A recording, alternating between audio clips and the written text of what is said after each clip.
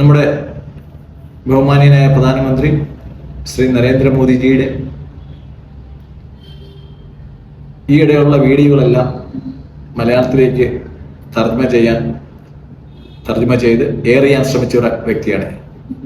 എന്നാൽ ഇന്നലെ അദ്ദേഹത്തിന്റെ പൂജ പ്രസംഗത്തിന്റെ പരിഭാഷ തയ്യാറാക്കുമ്പോൾ അദ്ദേഹത്തിന്റെ ഒരു നാക്കുപിഴ എൻ്റെ ശ്രദ്ധയിൽ വന്നു. അത് ഞാൻ നിങ്ങളുമായിട്ട് ഷെയർ ചെയ്യാം.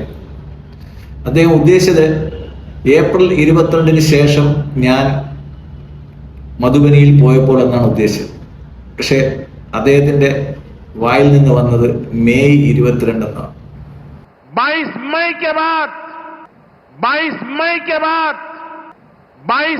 के बाद मैंने कभी छुपाया नहीं, सीना तान कर बिहार की जनसभा में मैंने घोषणा की थी. അദ്ദേഹം വളരെ തിരക്ക് പിടിച്ച ആളാണ്. പ്രസംഗം എഴുതി വായിക്കുന്ന ഒരാളല്ല. പലപ്പോഴും ജനങ്ങളോട് അവരുടെ ഭാഷയിൽ, അവരുടെ സ്ലാങ്ങിൽ